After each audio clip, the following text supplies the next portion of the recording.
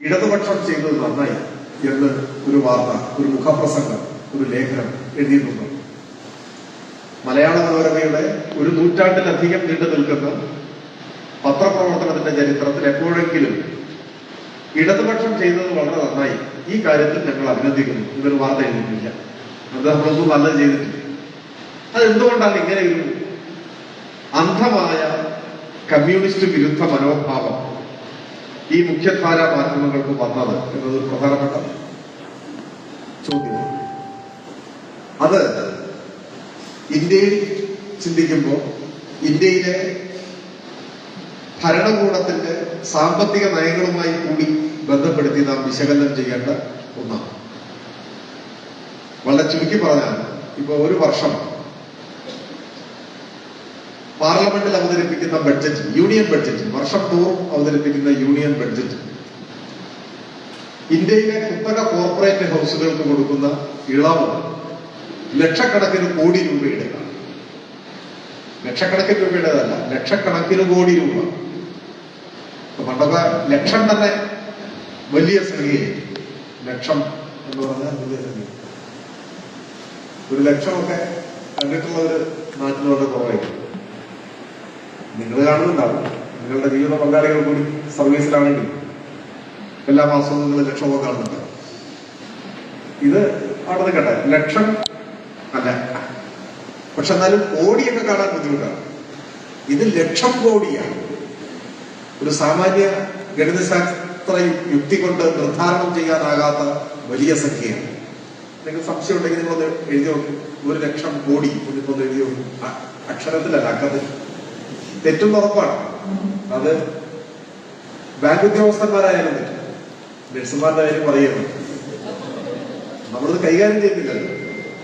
നിത്യജീവിതത്തിൽ വലിയ സംഖ്യകളൊക്കെ അങ്ങനെ എഴുതിക്കൊണ്ടിരിക്കുന്നവർക്ക് പോലും തെറ്റും. കാരണം ഇത്ര വലിയ സംഖ്യ എഴുതേണ്ട ആവശ്യമില്ല. ഒന്നൊന്ന് എഴുതിയിട്ട് 12 പൂജ്യം, അതാണ് എളുപ്പം. 1 ലക്ഷം കോടി എഴുതുക.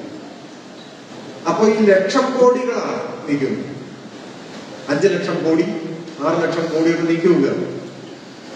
ആർക്ക്? ഇന്ത്യയിലെ വൻകിട കോർപ്പറേറ്റുകൾ, കുത്തക മുതലാളിമാർ. അവർക്ക് ഓരോ വർഷവും ബഡ്ജറ്റിൽ കേന്ദ്ര ഗവൺമെന്റ് കൊടുക്കുന്ന സാമ്പത്തിക സൗജന്യമാണ് കൊടുക്കുക. സായിനാഥ് എന്ന് പറയുന്ന പ്രതിബദ്ധ മാധ്യമ പ്രവർത്തനത്തിന്റെ പ്രതീകമായി പലരും ചൂണ്ടിക്കാണിക്കപ്പെടുന്ന ഒരു മാധ്യമ പ്രവർത്തകൻ, അദ്ദേഹം ഒരിക്കലും ഒരു ലേഖനത്തിൽ പരാമർശിക്കുകയുണ്ടായി. ഈ പണത്തിന്റെ വർഷം തോറും ഇന്ത്യയിലെ കോർപ്പറേറ്റുകൾക്ക് വേണ്ടി നീക്കിവെക്കുന്ന ഈ പണത്തിന്റെ 1/7 ഭാഗം, അത്രയും വേണ്ട, അതിന്റെ പകുതിയും വേണ്ട, ഒരു 1/7 ഭാഗമെങ്കിലും ഇന്ത്യയിലെ ജനങ്ങൾക്ക് വേണ്ടി നീക്കിവെക്കാൻ സർക്കാർ തയ്യാറായാൽ 1 കിലോഗ്രാമിന് 3 രൂപ നിരക്കിൽ അരിയും ഗോതമ്പും വർഷം മുഴുവൻ APL BPL വ്യത്യാസമില്ലാതെ ഇന്ത്യയിലെ മുഴുവൻ മനുഷ്യർക്കും കൊടുക്കാൻ സാധിക്കും. ഇതാണ് അദ്ദേഹത്തിന്റെ കണക്ക്. അത് ശാസ്ത്രീയമായ ഒരു കണക്കാണ്. APL BPL വേർതിരിവൊന്നും വേണ്ട. ഇന്ത്യക്കാരായ മുഴുവൻ മനുഷ്യർക്കും 1 കിലോ അരിക്കും ഗോതമ്പിനും 3 രൂപ നിരക്കിൽ വിതരണം ചെയ്യാൻ ഈ കോർപ്പറേറ്റുകൾക്ക് കൊല്ലം തോറും കൊടുക്കുന്ന പണത്തിന്റെ 1/7 നീക്കിവെച്ചാൽ മതി എന്നാണ്. അങ്ങനെ ചെയ്താലോ പിന്നെ ഇന്ത്യയിൽ പട്ടിണി മരണങ്ങൾ ഉണ്ടാവില്ല. പിന്നെ ഈ പറയുന്ന റേഷൻ പ്രശ്നങ്ങളൊന്നുമില്ല. കാരണം പൊതുവിപണിയിൽ 3 രൂപയുടെ വില. എന്തുകൊണ്ടാണ് ഗവൺമെന്റ് അതിന് തയ്യാറാവുന്നത്? ഇന്നും ലോകത്തിൽ ഏറ്റവും കൂടുതൽ പട്ടിണി മരണങ്ങൾ നടക്കുന്ന രാജ്യങ്ങളിൽ ഒന്നാണ് നമ്മുടെ രാജ്യം. അപ്പോ കോർപ്പറേറ്റുകൾക്ക് വേണ്ടി ഗവൺമെന്റ് സ്വീകരിക്കുന്ന ഈ പ്രീണന നയം തിരുത്താനോ ഇതുപോലെ ഗണ്യമായ ഒരു തുക ജനങ്ങൾക്കാകെ ക്ഷേമത്തിന് വേണ്ടി നീക്കിവെക്കാനോ കേന്ദ്ര ഗവൺമെന്റ് തയ്യാറാവുന്നില്ല. ഇതാണ് സായിനാഥിന്റെ വിമർശനം. ഇത് കേന്ദ്ര ഗവൺമെന്റ് എന്ന് പറഞ്ഞാൽ മോദിയുടെ ഗവൺമെന്റ് എന്ന് മാത്രമല്ല അർത്ഥം. കോൺഗ്രസ് ഗവൺമെന്റും ഇതേ സമീപനമാണ് സ്വീകരിച്ചത്. കോൺഗ്രസും BJPയും ഈ കാര്യത്തിൽ ഒരേ നയമാണ് സ്വീകരിക്കുന്നത്. കോൺഗ്രസ് തുടങ്ങി വെച്ച ആ സാമ്പത്തിക നയമാണ് BJP പിന്തുടരുന്നത്. ആ കാര്യത്തിൽ അവർക്ക് അഭിപ്രായ വ്യത്യാസങ്ങളില്ല. ഇതിനെ എതിർക്കുന്നതാരാണ്? ഇടതുപക്ഷം മാത്രമാണ്. ഇപ്പൊ നാളെ ഒരു തെരഞ്ഞെടുപ്പിൽ അല്ലെങ്കിൽ അടുത്ത് വരാൻ പോകുന്ന പാർലമെന്റ് തെരഞ്ഞെടുപ്പ് ഇന്ത്യയിൽ ഭൂരിപക്ഷം വരുന്ന പാർലമെന്റ് സീറ്റുകളിൽ ജയിച്ച് ഇടതുപക്ഷം ഒരു ഗവൺമെന്റ് ഉണ്ടാക്കും എന്ന് ആരും പ്രതീക്ഷിക്കുന്നുണ്ടാവില്ല. നമ്മൾ തന്നെ അങ്ങനെ പ്രതീക്ഷിക്കുന്നില്ല. അത്ര എളുപ്പത്തിൽ ഇന്ത്യൻ രാഷ്ട്രീയത്തിൽ മാറ്റമുണ്ടാക്കാൻ കഴിയുന്ന ഒരു സാഹചര്യമല്ല നിലവിലുള്ളത്. നീ അങ്ങനെ അധികാരത്തിൽ വരണമെന്നില്ല. കുറച്ച് സീറ്റുകൾ കിട്ടിയാലോ, കുറച്ച് മെച്ചപ്പെട്ട ഒരു സ്ഥിതി. ഇപ്പൊ നമുക്ക് വളരെ സീറ്റുകൾ കുറവാണ്. അങ്ങനെ വരാം. 2004 61 MP-മാർ ഇന്ത്യയിൽ ഇടതുപക്ഷത്തിനുണ്ടായി. അതിൽ 44 പേർ CPIM, 61 പേർ ഇടതുപക്ഷത്തിനാകുന്നു. അങ്ങനെ വന്നാൽ പോലും ഇന്ത്യൻ പാർലമെന്റിലെ ഒരു വിലപേശ ശക്തിയായി മാറാൻ ഇടതുപക്ഷത്തിന് കഴിയും. ഭരിക്കുന്നവരുടെ നയങ്ങളിൽ സ്വാധീനം ചെലുത്താൻ കഴിയും. അതാണ് കോമൺ മിനിമം പ്രോഗ്രാം ഒക്കെ ഉണ്ടായി. വനാവകാശ നിയമവും തൊഴിലുറപ്പ് പദ്ധതിയും ഒക്കെ, റൈറ്റ് ടു ഇൻഫർമേഷൻ ഒക്കെ ഉണ്ടായത് അത്തരത്തിലുള്ള കാലഘട്ടത്തിൽ വന്ന മാറ്റമാണ്, മാറ്റത്തിന്റെ ഭാഗമാണ്. അപ്പോൾ ഇന്ത്യയിൽ ഇടതുപക്ഷം അധികാരത്തിൽ വന്നില്ലെങ്കിലും പാർലമെന്റിനകത്ത് മെച്ചപ്പെട്ട ഒരു നിലയിലേക്ക് വന്നാൽ പോലും ഈ സാമ്പത്തിക നയങ്ങൾ ഇതുപോലെ തുടരാനാവില്ല എന്ന് ഇന്ത്യൻ കോർപ്പറേറ്റുകൾക്ക് നിർണ്ണയം. അതുകൊണ്ട് ഇന്ത്യയിലെ കോർപ്പറേറ്റ് ഹൗസുകളുടെ ലക്ഷ്യം BJP അധികാരത്തിൽ വന്നാലും തിരക്കിടില്ല, കോൺഗ്രസ് വന്നാലും കുഴപ്പമില്ല. രണ്ടു കൂട്ടരും കോർപ്പറേറ്റ് താല്പര്യങ്ങളെ സംരക്ഷിക്കുന്നുണ്ട്. പിന്നെ ആര് വന്നാലാണ്? ആരും വന്നോളണമെന്നില്ല. കുറച്ച് മെച്ചപ്പെട്ട ഒരു സ്ഥിതിയിലേക്കെങ്കിലും ഇടതുപക്ഷം വന്നാലാണ് ഈ കോർപ്പറേറ്റ് നയങ്ങൾക്കെതിരായ ശബ്ദം ഉയരുന്നത്. അതുകൊണ്ടോ കോർപ്പറേറ്റുകൾ എതിർക്കുന്ന രാഷ്ട്രീയം ഇടതുപക്ഷ രാഷ്ട്രീയം. അത് അവരുടെ ശത്രുപക്ഷത്തെ നിർത്തുകയല്ലാതെ അവർക്ക് മാർഗമില്ല. ആരാണ് കോർപ്പറേറ്റ് ഹൗസുകൾ? കോർപ്പറേറ്റ് ഹൗസുകളുടെ നിയന്ത്രണത്തിലാണ് ഇന്നത്തെ മെയിൻ സ്ട്രീം മീഡിയ. അതിവിടെ മാത്രമല്ല, ലോകത്തിലാകെ. മാധ്യമരംഗത്ത് വന്ന ഏറ്റവും വലിയ മാറ്റം മാധ്യമങ്ങളുടെ വ്യവസായവൽക്കരണം. മാധ്യമം വ്യവസായമായി മാറുന്നു. ആ വ്യവസായം കുത്തക കോർപ്പറേറ്റുകളുടെ നിയന്ത്രണത്തിലേക്കായി മാറും. ലോകം മുഴുവൻ വന്നുകൊണ്ടിരിക്കുന്ന മാറ്റമാണ്. ഇപ്പൊ അമേരിക്കയിലെ മാധ്യമങ്ങളിൽ 90%, അമേരിക്കൻ മാധ്യമങ്ങളിൽ 90% 6 കോർപ്പറേറ്റ് ഹൗസുകളുടെ നിയന്ത്രണത്തിലാണ്. 6 വൻകിട കമ്പനികളാണ് അമേരിക്കൻ ഐക്യനാടുകളിലെ 90% മാധ്യമങ്ങളെയും നിയന്ത്രിക്കുന്നത്. Comcast, Walt Disney, AT&T, Paramount Global, Sony, Fox, ഈ 6 കോർപ്പറേറ്റ് ഹൗസുകളാണ് അമേരിക്കൻ മീഡിയയുടെ 90%യും നിയന്ത്രിക്കുന്നത്. ഇവരുടെ സ്വത്താണ്. ഇത് അമേരിക്കൻ മാത്രമുള്ളൊരു മാറ്റമല്ല. ബ്രിട്ടനിലേക്ക് വരുമ്പോൾ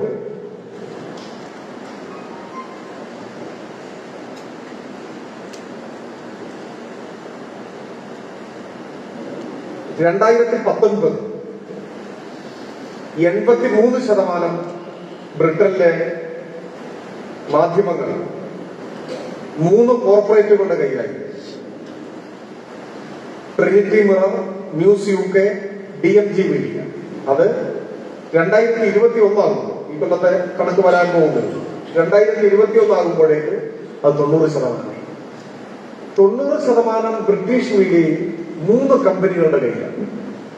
3 കമ്പനികളുടെ കയ്യിൽ.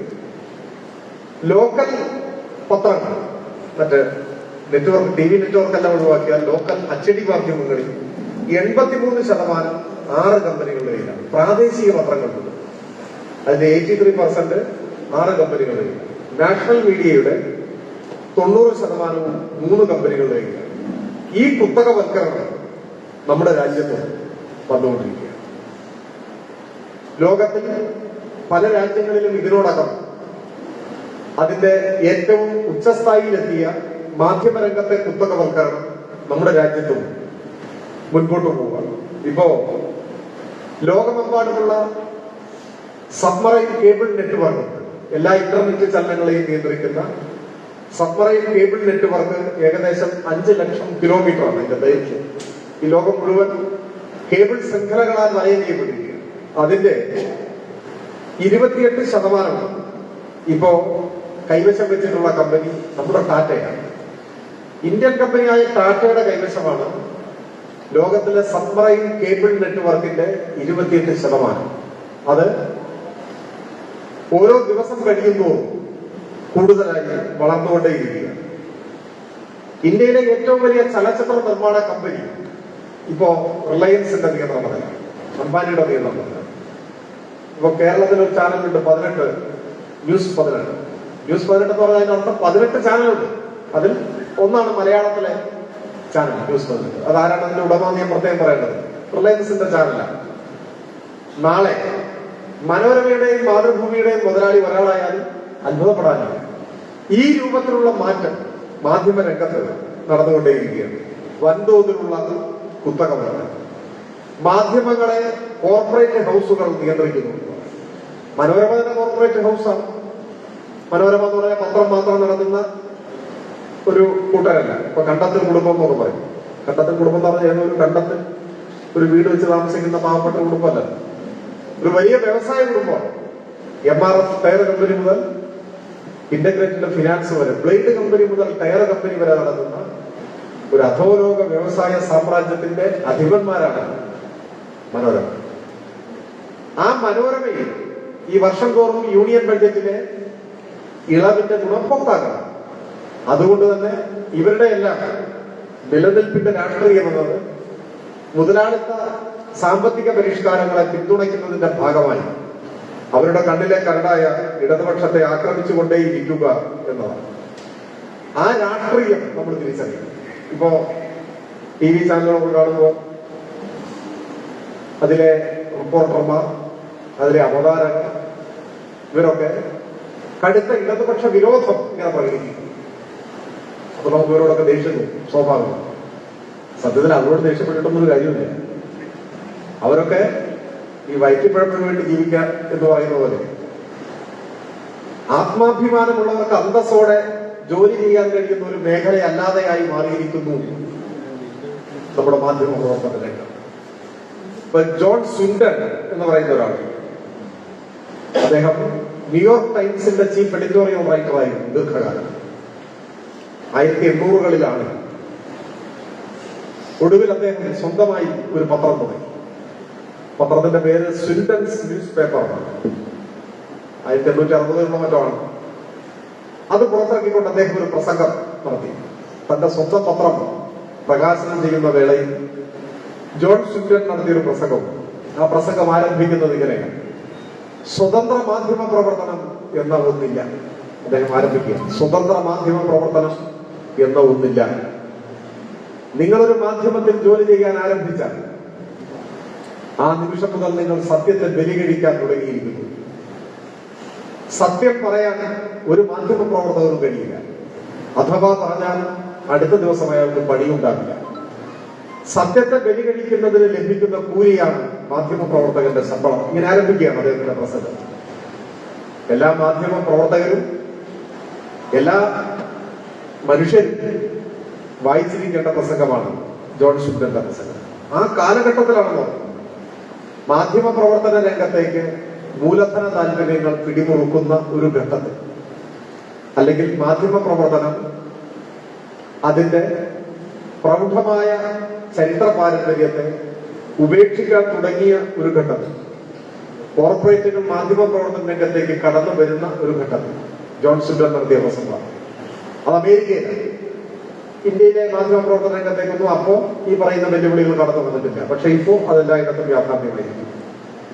അപ്പൊ ഓരോ മാധ്യമത്തിന്റെയും താല്പര്യം ഇടതുപക്ഷത്തെ ആക്രമിക്കുക എന്നതായി മാറിയതാണ് നാം കാണേണ്ടത്. അത് എല്ലാ വാർത്തകളിലും നമുക്ക് വായിച്ചെടുക്കാൻ കഴിയുന്നില്ല. ഞാനത് കൂടുതൽ വിശദമായി കൊണ്ടുപോകണമെന്ന് വരുന്നത്, ഇപ്പോ നമ്മുടെ രാജ്യം ഇത്രമാത്രം വെല്ലുവിളികളെ നേരിട്ട മറ്റൊരു കാലം ഉണ്ടാകും. നമ്മുടെ രാജ്യം നാളെ ഉണ്ടാവുമോ എന്ന് സംശയമാണ്. ഉണ്ടാവുമെന്ന് വെച്ച് കഴിഞ്ഞാൽ ഈ രൂപത്തിലുണ്ടാവും. ഒരു സെക്യുലർ റിപ്പബ്ലിക്കായി, ഒരു പരമാധികാര രാഷ്ട്രമായി ഇന്ന് കാണുന്നത് പോലെ നാളെയും ഇന്ത്യ ഉണ്ടാവുമോ? ഉറപ്പു പറയാനൊന്നും പറ്റില്ല. അത്രയും വലിയ വെല്ലുവിളികളെ നേരിടും. ഇപ്പൊ സ്വകാര്യവൽക്കരണം എന്ന് പറഞ്ഞാൽ മുൻപ് നാം കേട്ട് പരിചയിച്ചതും സമരം ചെയ്തതുമായ സ്വകാര്യവൽക്കരണമല്ല ഇപ്പോഴത്തെ സ്വകാര്യവൽക്കരണം. 90കളിൽ ആരംഭിച്ചിട്ടുണ്ട് ഇന്ത്യയിൽ സ്വകാര്യവൽക്കരണം. നരസിംഹറാവുവിന്റെ ഗവൺമെന്റാണ് ഒരർത്ഥത്തിൽ അതിന് തുടക്കം കുറിച്ചത്. അത് വലിയ സമരങ്ങളും നടന്നു. പക്ഷെ അന്നത്തെ സ്വകാര്യവൽക്കരണം എന്ന് പറഞ്ഞാൽ പൊതുമേഖലാ സ്ഥാപനങ്ങളിൽ ചിലതിന്റെ നിശ്ചിത ശതമാനം ഓഹരി വിൽക്കുക അതാണ്. എന്നാൽ ഇപ്പൊ അങ്ങനെ ഇപ്പൊ പൊതുമേഖലാ സ്ഥാപനങ്ങൾ ആകെ വിൽക്കുക, നിശ്ചിത ഓഹരിയല്ല, ഏതെങ്കിലും ചില പൊതുമേഖലാ സ്ഥാപനങ്ങളുമല്ല, എല്ലാം വിൽക്കുക. ഇന്ത്യയിലെ മൊത്തം പൊതുമേഖലാ സ്ഥാപനങ്ങളും വിൽക്കുക. ഇതാണ് ഇപ്പോൾ എടുത്തിട്ടുള്ള തീരുമാനം. BPCL വിൽക്കാൻ പോകണം. എറണാകുളത്തുള്ളവരുണ്ടാവും നിങ്ങളുടെ കൂട്ടത്തിൽ. Kochi BPCL വിൽക്കാനുള്ളത്.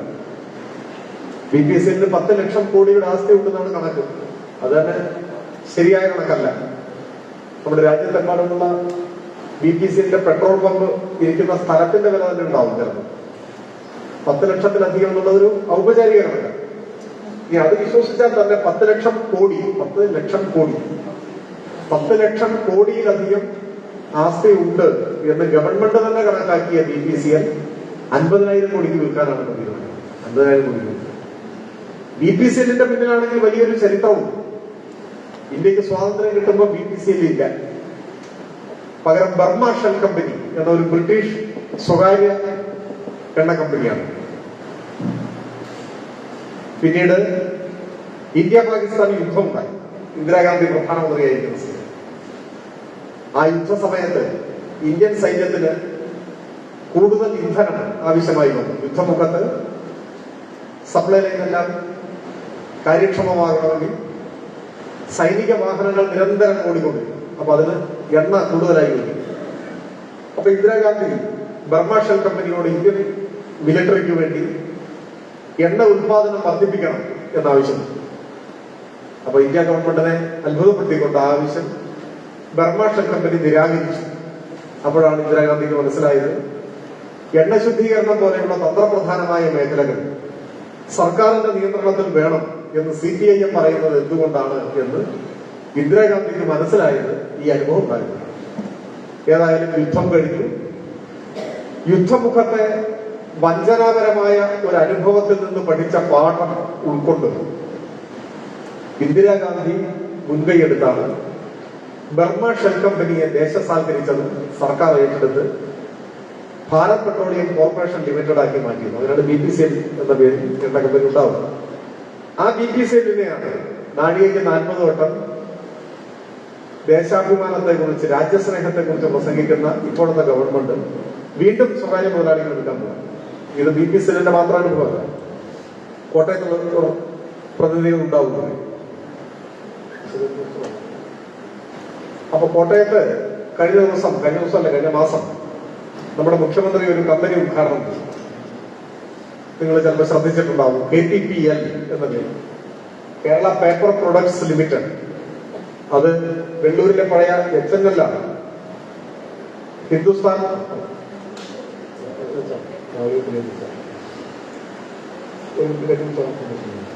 Hindustan News print അടച്ചുപൂട്ടി വിൽക്കാൻ തീരുമാനിച്ചു. അപ്പോ കേരളത്തിലെ ഗവൺമെന്റ് പറഞ്ഞു അത് സ്വകാര്യ മുതലാളിമാർക്ക് വിൽക്കണ്ട, ഞങ്ങൾ ഏറ്റെടുക്കാം. ആരും കേരളം ഏറ്റെടുക്കാം. കേരളത്തിലെ ഗവൺമെന്റ് ഏറ്റെടുക്കാം.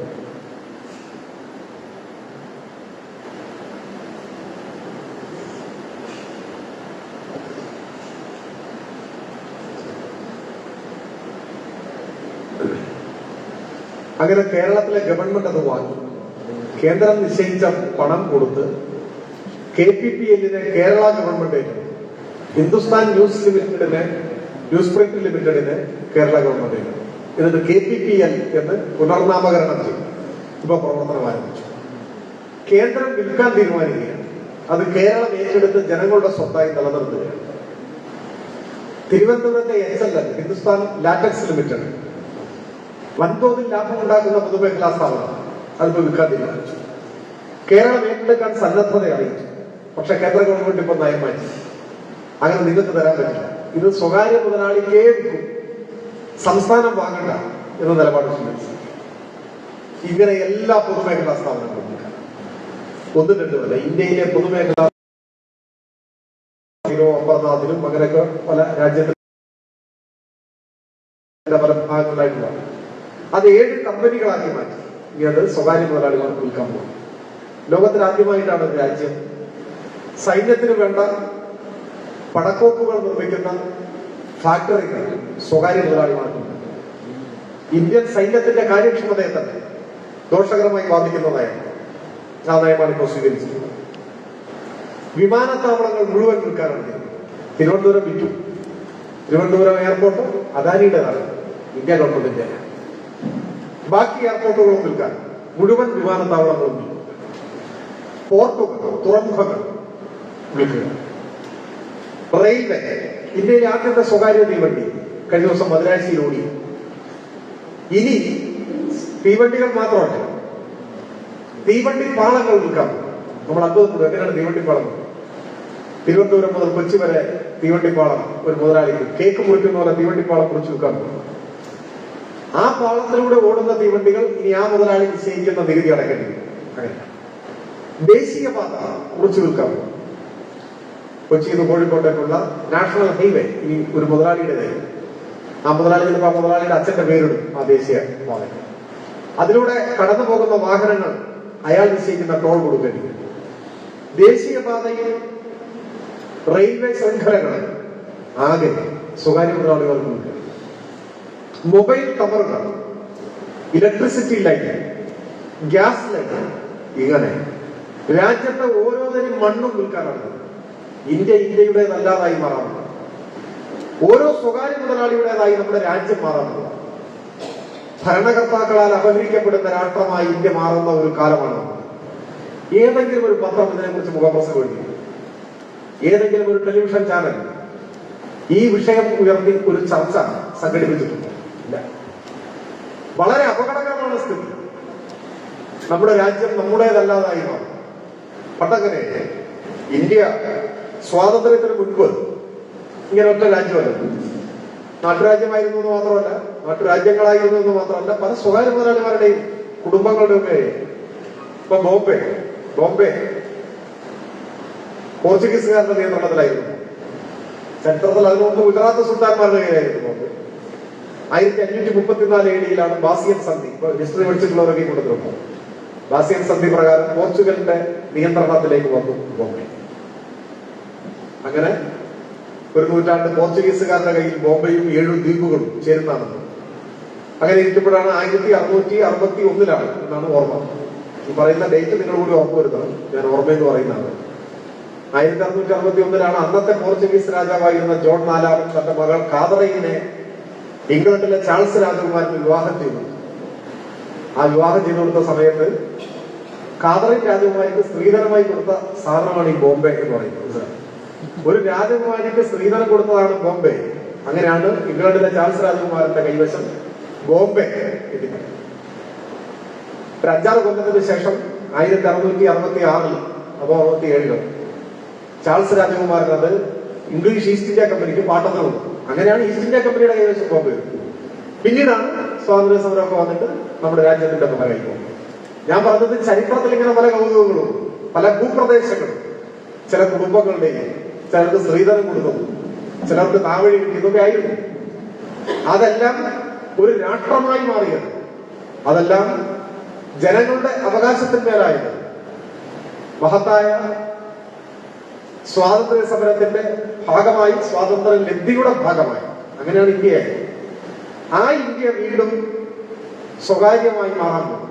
കുറെ മുതലാളിമാരുടേതായി, അദാനിയുടെയും അംബാനിയുടെയും ഹിന്ദുജയുടെയും ടാറ്റയുടെയും ഒക്കെയായി നമ്മുടെ രാജ്യം മാറാൻ പോകും.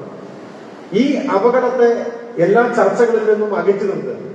ആരും ഇത് ചർച്ച ചെയ്യുന്നില്ല. ഒരു മാധ്യമവും ചർച്ച ചെയ്യുന്നില്ല. 21 തവണ സ്വർണം കള്ളക്കടത്ത് നടത്തിയിട്ട് പിടിക്കപ്പെട്ട് ജയിലിലടച്ച് 1.5 കൊല്ലം ജയിലിൽ കടന്നിട്ട് ഇറങ്ങിയ ലോകൈക തട്ടിപ്പുകാരി പറയുന്നതിന്റെ മുമ്പിലാണ് മാധ്യമങ്ങളെല്ലാം പോയിട്ട് പറയും. ഇനിയും പറയും. ഒരു ചോദ്യം പാടില്ല. തിരിച്ചു ചോദിച്ചാൽ തട്ടിപ്പുകാരി പണം അവർക്ക് അങ്ങോട്ട് ചോദിക്കുന്ന ഇഷ്ടമല്ല. അതുകൊണ്ട് ഞാൻ പറയും, നിങ്ങളത് കൊടുക്കുക. അതാണ് മാധ്യമ പ്രവർത്തനം എന്ന് പറയുന്നത്. മറ്റെന്തോ ആയി മാറി. അത് മാധ്യമ പ്രവർത്തകരുടെ പ്രശ്നമല്ല, അതാണ് മാനേജ്മെന്റ് ആഗ്രഹിക്കുന്നത്. ഇത്തരത്തിലുള്ള കാര്യങ്ങളുടെ പുറകെ പോയിക്കൊള്ളുക. രാജ്യം നേരിടുന്ന വിപൽക്കരമായിട്ടുള്ള സാഹചര്യങ്ങളെ പരമാവധി അവഗണിച്ചേക്കുക. ഇതാണ് നമ്മുടെ രാജ്യത്തെ മാധ്യമ പ്രവർത്തനം എത്തി നിൽക്കുന്ന ഏറ്റവും പ്രധാനപ്പെട്ട ഒരു ദുര്യോഗം. അതിൽ വിശ്വാസ്യതയുടെയും പ്രതിബദ്ധതയുടെയും എല്ലാ അംശങ്ങളും ചോർന്നുപോയി കഴിഞ്ഞു. ഇനി അങ്ങനെ മുൻപോട്ട് പോകാൻ മാധ്യമങ്ങൾ ഉദ്ദേശിക്കുന്നില്ല. എല്ലാ വാർത്തകളിലും ഈ പറയുന്ന മനോഭാവം പല രൂപത്തിൽ പ്രകടമായി.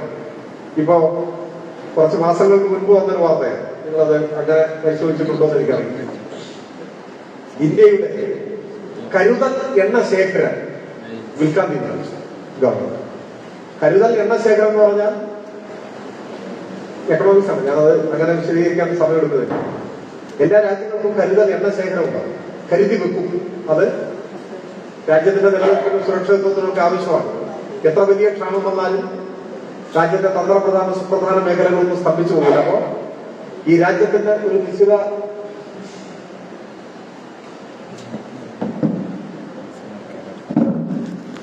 അളവ് എണ്ണ, പെട്രോളും ഡീസലും കരുതലായിട്ടുണ്ടാവും. അത് കരുതൽ ശേഖരമാണ്. അതിനാരും തൊടില്ല, അത് കരുതലായിട്ട് തുടരും. എന്നാൽ അത് വിൽക്കാൻ തീരുമാനിച്ചു. കരുതൽ ശേഖരമൊന്നും വേണ്ട, രാജ്യം തന്നെ തകരാന്ന് വേണം. അപ്പോഴാണ് കരുതൽ ശേഖരം വിൽക്കാൻ തീരുമാനമെടുക്കുന്നതിന് മുമ്പ് തന്നെ വിറ്റു തുടങ്ങി. മംഗലാപുരത്തെ ഒരു പെട്രോൾ പമ്പിന് 3 ലക്ഷം ടൺ പെട്രോൾ വിറ്റ് കഴിഞ്ഞപ്പോഴാണ് ഇതൊരു വാർത്തയായി. മനോരമയിലും മാതൃഭൂമിയിലും ആ വാർത്ത. പക്ഷെ ആ വാർത്തയുടെ പ്രത്യേകത, ആ വാർത്തയിൽ മനോരമയും മാതൃഭൂമിയും ഒരേപോലെ ഇപ്പോ ശരിയായ ഉത്തരം ആയിരക്കണക്കിന് ആളുകൾ ഒരുപോലെ ഇടും, തെറ്റായ ഉത്തരം ഒരുപോലെ ഇടാൻ പറ്റില്ല. തെറ്റായ ഉത്തരം ഒരുപോലെ വന്നതിന്റെ അർത്ഥം കൂട്ടിപ്പിടിച്ചു. മനോരമയിലും മാതൃഭൂമിയിലും ഒരേപോലെ വാർത്ത. എന്താണ് വാർത്ത? കരുതൽ എണ്ണ ശേഖരം വിൽക്കാൻ തീരുമാനിച്ചു. വിൽക്കാൻ കാരണം ആഗോള വിപണിയിൽ എണ്ണവില വർദ്ധിക്കുന്നത് പ്രതിരോധിക്കുന്നതിന് വേണ്ടിയുള്ള ഇടപെടലിന്റെ ഭാഗമായി കാണുക. മനോരമയും മാതൃഭൂമിയും ഒരുപോലെ പറയാം. എങ്ങനെ? ആഗോള വിപണിയിൽ എണ്ണവില വർദ്ധിക്കുന്നത്, അപ്പൊ ലോകത്തിലായ എണ്ണയുടെ വില വർദ്ധിക്കുന്നത്, അതിനെ പ്രതിരോധിക്കാൻ വേണ്ടി ഇന്ത്യ ഗവൺമെന്റ് കണ്ടുപിടിച്ചൊരു മാർഗമാണ് കരുതൽ എണ്ണ ശേഖരത്തിൽ വിൽക്കുക. ലോകത്തിലെ പരമ അബദ്ധമാണ് പറയുന്നത്. എന്താ കാരണം? ആഗോള വിപണിയിൽ എണ്ണവില വർദ്ധിക്കുന്നില്ല. ആ ദിവസം തന്നെ മാതൃഭൂമിയുടെ ഉൾപേജിൽ ഒരു വാർത്തയുണ്ട്, ക്രൂഡ് ഓയിൽ ബാരലിന് ഇത്ര $, കുറഞ്ഞു എന്നാണ് വാർത്ത. ഈ രണ്ട് വാർത്ത തയ്യാറാക്കി രണ്ടാളായിരുന്നു. റോയിട്ടേഴ്സ് എന്നോ മറ്റോ കിട്ടുന്നൊരു വാർത്ത അതേപോലെ ഇവിടേക്ക് പകർത്തുകയായിരുന്നു. മറ്റത് രാഷ്ട്രീയ തീരുമാനത്തിന്റെ ഭാഗമായി കൊടുക്കുകയും ആഗോള വിപണിയിൽ എണ്ണവില കുറയുകയാണ്, കുറഞ്ഞു വരികയാണ്, ഓരോ ദിവസവും കുറയുകയാണ്. ഇന്ത്യയിൽ കൂടുന്നു. അത് ഇവിടുത്തെ നയങ്ങളുടെ ഭാഗമാണ്. നമ്മുടെ മറ്റൊരു വിഷയം അതിലേക്ക് കിടക്കുന്നത്. പക്ഷെ ഇതിനിടയിൽ കരുതൽ എണ്ണ ശേഖരമെടുത്ത് വിൽക്കുന്ന വാർത്ത മനോരമയിലും മാതൃഭൂമിയിലും വന്നപ്പോൾ ആഗോള വിപണിയിലെ എണ്ണവില വർധനവിനെ പ്രതിരോധിക്കാനാണ്. എണ്ണവില വർധനവില്ല. ഇതാണ് നമ്മുടെ വാർത്തകളുടെ ഒരു പൊതുവായ. ഇപ്പോ ഇതുമായിട്ടൊന്നും ബന്ധമുള്ളതല്ല. കഴിഞ്ഞ ദിവസം EP ജയരാജനെതിരെ കേസെടുക്കാൻ കോടതി ഉത്തരവ്. ഭയങ്കര ബ്രേക്കിംഗ് ന്യൂസ് ആയിരുന്നു എല്ലാവരും. EP ജയരാജനെതിരെ കേസെടുക്കാൻ കോടതി ഉത്തരവിട്ടു. എന്താ യഥാർത്ഥ സംഭവം? കോടതിയുടെ മുമ്പാകെ ഒരു പ്രൈവറ്റ് കംപ്ലൈന്റ് എന്ന് പറഞ്ഞാൽ തന്നെ എന്താണ്? സാധാരണ പ്രൈവറ്റ് കംപ്ലൈന്റുകൾ കോടതിയിൽ വരുന്നത്, ഇപ്പോ എനിക്കൊരു പരാതിയാണ്, ഒരു ക്രിമിനൽ ഒഫൻസ് സംബന്ധിച്ച പരാതി, എന്നെ ഒരാൾ ആക്രമിച്ചു. അപ്പൊ യഥാർത്ഥത്തിൽ ഞാൻ ചെയ്യേണ്ടത് നേരെ അടുത്ത പോലീസ് സ്റ്റേഷനിൽ പരാതി കൊടുക്കുക എന്നാണ്. അതാണ് നിയമാനുസൃതം ചെയ്യേണ്ട നടപടി. അപ്പൊ പോലീസ് സ്റ്റേഷനിൽ നിന്ന് എനിക്ക് നീതി കിട്ടുന്നില്ല എന്ന് വരില്ല. പോലീസ് കേസ് എടുക്കുന്നില്ല. പോലീസ് പറയാണ് ഇങ്ങനെ ഒരു സംഭവം ഉണ്ടായി, അതിനൊരു തെളിവില്ല, അതുകൊണ്ട് കേസ് എടുക്കുന്നില്ല. അപ്പോ എനിക്ക് എന്ത് ചെയ്യാം? എനിക്ക് കോടതിയെ സമീപിക്കാം. അപ്പോ ഞാൻ പറയും, ഞാൻ പോലീസ് സ്റ്റേഷനിൽ പരാതി കൊടുത്തെങ്കിലും പോലീസ് കേസ് എടുക്കുന്നില്ല, എനിക്ക് നീതി കിട്ടുന്നില്ല, അതുകൊണ്ട് കോടതി. അതാണ് പ്രൈവറ്റ് കംപ്ലൈന്റ്. അപ്പൊ കോടതി എന്ത് ചെയ്യും? കോടതി ഇതൊന്ന് പ്രാഥമികമായി പരിശോധിക്കും. എന്നിട്ട് കഴമ്പില്ലാത്തതാണെങ്കിൽ ചില ശല്യക്കാരുണ്ടാവും, വെറുതെ പരാതിയായിട്ട് കിടക്കും. അപ്പൊ കോടതിക്ക് ഇതിലൊരു കഴമ്പുമില്ല എന്ന് തോന്നിയാൽ കോടതി തള്ളിക്കളയും. ഇനി കഴമ്പുണ്ട് എന്ന് തോന്നിയാലോ അത് ഫയലിൽ സ്വീകരിക്കും. കേസ് കക്ഷികൾക്ക് നോട്ടീസ് അയക്കും, കേസിന്റെ വരും. ഈ കേസിൽ സംഭവിച്ചതാണ്, വിമാനത്തിൽ മുഖ്യമന്ത്രിയെ ആക്രമിക്കാൻ ശ്രമിച്ച 2 പേർ, അവര് അവരെ ഇ.പി. ജയരാജൻ ആക്രമിച്ചു എന്ന് പറഞ്ഞിട്ടൊരു പരാതി. ആ പരാതി പോലീസിന് കൊടുക്കുന്നില്ല, പോലീസിലേക്കൊന്നും പോകുന്നില്ല, നേരെ കോടതിയിലേക്ക് പ്രൈവറ്റ് കംപ്ലൈന്റ്. അപ്പൊ കോടതി നോക്കിയപ്പോ ഇത് പോലീസ് അന്വേഷിച്ച് നീതി കിട്ടിയില്ല എന്ന പരാതിയല്ല, പകരം നേരിട്ട് കോടതിയിൽ വന്നിരിക്കുകയാണ്. അപ്പൊ കോടതി എന്ത് ചെയ്തു? പോലീസിനോട് അന്വേഷിക്കാൻ പറഞ്ഞു. അതൊരു സ്വാഭാവിക നടപടിയാണ്. നേരിട്ട് കോടതിയുടെ മുൻപാകെ വരുന്ന പ്രൈവറ്റ് കംപ്ലൈന്റ് കോടതി പോലീസിന് കൊടുക്കുക. നിങ്ങൾ അന്വേഷിച്ചു നോക്കും, ഈ പറയുന്നത് വസ്തുതയാണോ അല്ലയോ. പോലീസ് അന്വേഷിക്കുക, അതൊരു സ്വാഭാവിക നടപടിയാണ്. ഇനി എന്താണ് ഉണ്ടാവുക? ഇനി പോലീസ് അത് അന്വേഷിക്കും, തെളിവുകളൊക്കെ ശേഖരിക്കും. എന്നിട്ട് ഇവർ പറയുന്നത് ശരിയാണ് എങ്കിൽ പോലീസ് കേസ് രജിസ്റ്റർ ചെയ്യും. ഇവർ പറയുന്നത് ശരിയല്ല എങ്കിലോ ആ പരാതി തള്ളിക്കളയും, എന്നിട്ട് കോടതി അറിയിക്കും. ഇതാണ് സംഭവിക്കുന്നത്. ഏതൊരാൾക്കും ആർക്കും എതിരെ ഇങ്ങനെ ചെയ്യാം. ഇപ്പോ നിങ്ങൾക്ക് ഇന്നത്തെ ക്യാമ്പ് കഴിയുമ്പോൾ ക്ലാസ് ഒന്നും ഇഷ്ടപ്പെട്ടില്ല, എന്നാ കിടക്കട്ടെ എന്ന് എഴുതിയിട്ട് എനിക്കെതിരെ ഒരു പരാതി പെരിന്തൽമണ്ണ കോടതിയിൽ കൊണ്ടു കൊടുത്താൽ കോടതി എന്ത് ചെയ്യും? നേരെ പോലീസിനോട് നിങ്ങൾ അന്വേഷിക്കും എന്ന് പറയും. പോലീസ് അന്വേഷിക്കുമ്പോ ഇത് കള്ളപ്പരാതിയാണെന്ന് മനസ്സിലായിട്ട് അത് റെഫർ ചെയ്യും. എന്നിട്ട് കോടതിയോട് പറയും ഒന്നും കംപ്ലൈന്റ് ഉണ്ടായിട്ടില്ല എന്ന് പറഞ്ഞ് അതാണ് കഴിയും. അപ്പൊ പോലീസിനെ അന്വേഷിക്കാൻ പോലീസിനോട് പറഞ്ഞു എന്നതാണ് ഇതിലെ സംഭവം. പക്ഷെ എല്ലാ മാധ്യമങ്ങളും വാർത്ത കൊടുത്തതാണ് കോടതി കേസെടുക്കാൻ പറഞ്ഞു. കോടതി കേസെടുത്തു. ആ കൂട്ടത്തിലെ ഏറ്റവും വിചിത്രമായ വാർത്ത കൊടുത്തത് മനോരമ ഓൺലൈനാണ്. മനോരമ ഓൺലൈൻ കൊടുത്ത വാർത്ത എങ്ങനെയാണ്? മനഃപൂർവ്വമല്ലാത്ത നരഹത്യ, വധശ്രമം, ക്രിമിനൽ ഗൂഢാലോചന എന്നീ വകുപ്പുകൾ പ്രകാരം കേസെടുക്കാനാണ് കോടതി പറഞ്ഞത്. മനഃപൂർവ്വമല്ലാത്ത നരഹത്യ ശ്രമമല്ല, അത് വേറെയുണ്ട്. അടുത്തത് വധശ്രമം, അത് വേറെയുണ്ട്. അപ്പൊ ഇതൊക്കെ പ്രകാരം കേസെടുക്കാൻ കോടതി പറഞ്ഞു എന്നാണ്. അപ്പൊ ഈ നരഹത്യ എന്ന് പറഞ്ഞാൽ ആരും ഒരാളെ കൊന്നു എന്നാണ് അർത്ഥം. ആരെയാണ് കൊന്നത്? ഇ.പി. ജയരാജൻ കൊന്ന ആ ആൾ ആരാണ്? അതൊരു ചോദ്യമാണ്. മനോരമ അടിച്ചുവിടുകയാണ്. മനഃപൂർവ്വമല്ലാത്ത നരഹത്യക്ക് കേസെടുക്കാൻ പറഞ്ഞു. മനഃപൂർവ്വമല്ലാത്ത നരഹത്യ എന്നൊക്കെ പറഞ്ഞാൽ സാധാരണ ഈ വാഹനം ഓടിച്ചു പോകുമ്പോൾ അപകടം വന്ന് ഒരാൾ മരിച്ചു, അപ്പൊ കേസെടുക്കും. പക്ഷെ സാധാരണ നെഗ്ലിജൻസ് കൊണ്ടൊക്കെ സംഭവിക്കുന്നതായിരിക്കും. ഈ കൊല്ലപ്പെട്ട ആളെ കൊല്ലണമെന്ന ഉദ്ദേശം ആർക്കുണ്ടാവില്ല, ഡ്രൈവർക്കുണ്ടാവില്ല. അപ്പൊ എടുക്കുന്ന കേസാണെന്ത്? മനഃപൂർവ്വമല്ലാത്ത നരഹത്യ. ആള് കൊല്ലപ്പെട്ടു, കൊല്ലപ്പെടാൻ കാരണം ഈ ഡ്രൈവറാണ്. പക്ഷെ ഡ്രൈവർക്ക് കൊല്ലണം എന്നുള്ള ഉദ്ദേശമില്ല, എങ്കിലും കൊലക്കേസിലെ പ്രതിയാണ്, അതിനുള്ള ശിക്ഷ അനുഭവിക്കേണ്ടി. അപ്പൊ അങ്ങനെയൊക്കെ ചേർക്കുന്ന ഒരു വകുപ്പാണ്. അപ്പൊ ഞാൻ പറഞ്ഞു വരുന്നത് ഓരോ ദിവസവും ഇങ്ങനെ എന്തെങ്കിലുമൊക്കെ ഉള്ള തരത്തിൽ അബദ്ധങ്ങളും വിഡിത്തവും ആണെങ്കിലും ഇടതുപക്ഷത്തെ പരമാവധി ആക്രമിച്ചുകൊണ്ടേയിരിക്കണം എന്നതാണ് മാധ്യമങ്ങളുടെ പൊതുവായ ഒരു രീതി. ഇതിന് മാനേജ്മെന്റ് നിർദ്ദേശം കൊടുക്കുന്നതാണ്. ഒരു ഭയവുമില്ലാതെ എന്നും ആക്രമിച്ചോളണം, അത് രാഷ്ട്രീയമാണ്. അതിനാണ് ശമ്പളം കൊടുക്കുന്നത്. അതുകൊണ്ട് അവരോട് നമ്മൾ ദേഷ്യപ്പെടേണ്ട കാര്യമില്ല. ഇത് അവര് ശമ്പളം വാങ്ങി നടത്തുന്ന ഒരു ജോലി ചെയ്തുകൊണ്ടേയിരിക്കും. ഈ കാലത്ത് കെട്ടുകഥകളും നുണക്കഥകളും എല്ലാം ഇങ്ങനെ പൊലിപ്പിച്ച് പ്രചരിപ്പിച്ച് അതാണ് ശരി എന്നൊരു അന്തരീക്ഷം സൃഷ്ടിക്കുകയാണ്. അതാണ് സത്യാനന്തര കാലത്തെ മാധ്യമങ്ങളുടെ പൊതുവായ രീതി. ഇതിന് ഒരുപാട് ഉദാഹരണങ്ങൾ പറയാൻ കഴിയും. ഞാൻ ആ ഉദാഹരണങ്ങളുടെ ആകെ വിശദാംശങ്ങളിലേക്ക് ഈ ക്ലാസിന്റെ ഭാഗമായി കടന്നു പോകണം എന്ന് ഞാൻ ഉദ്ദേശിക്കുന്നില്ല. ഇത് ഈ കാലത്തെ മാധ്യമങ്ങളുടെ പൊതുപ്രവർത്തന രീതിയായി മാറിയിരിക്കുകയാണ്. തുടർച്ചയായി ഒരേ വാർത്ത പ്രചരിപ്പിക്കുക, ആവർത്തിച്ച് കളം പറയുക. അങ്ങനെ പറയുമ്പോൾ അതിലെന്തോ ഒരു യാഥാർത്ഥ്യമില്ലേ എന്നൊരു തോന്നൽ സ്വാഭാവികമായും മനുഷ്യന്റെ ഉള്ളിലുണ്ടാവും. അങ്ങനെ ആയുധങ്ങൾ കൊണ്ട് മാത്രമല്ല മനുഷ്യനെ കീഴ്പ്പെടുത്തുക, ഇത്തരത്തിലുള്ള പ്രചരണം കൊണ്ടും ആളുകളെ കീഴ്പ്പെടുത്താനാവും. ആളുകളുടെ മനോഭാവത്തെ സ്വാധീനിക്കുക മാത്രമല്ല, അതിനെ നിർണയിക്കാനും കഴിയും എന്നത് ഒരു വസ്തുതയാണ്. അതിനുള്ള പരിശ്രമമാണ് ഈ കാലത്ത് നമ്മുടെ മാധ്യമങ്ങൾ നടത്തിക്കൊണ്ടേയിരിക്കുന്നത് എന്ന് മാത്രമാണ് ഈ ക്ലാസിന്റെ ഭാഗമായി. ഇപ്പൊ നമ്മുടെ ക്ലാസ് തുടങ്ങിയിട്ട് ഏതാണ്ട് കൃത്യം 1 മണിക്കൂർ അല്ലേ, 1 മണിക്കൂർ 5 മിനിറ്റ്, 1 മണിക്കൂർ കൊണ്ട് ക്ലാസ് എന്ന നിലയിലുള്ള